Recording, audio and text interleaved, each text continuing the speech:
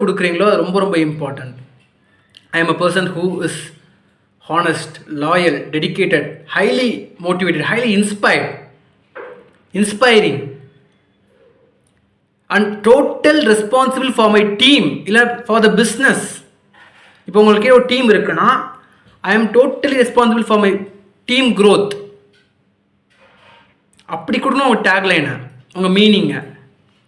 இப்போ ஒரு சிஇஓ வந்து கொடுக்குறாரு அப்படின்னா what kind of commitment he can give in business எப்படி கொடுக்கலாம்?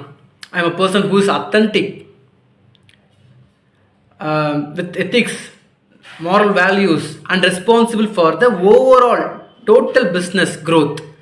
ஒரு சிஇஓவோட கமிட்மெண்ட்டு. ஸோ இந்த மாதிரி ஒரு ஃபேமிலிக்கு, ஒரு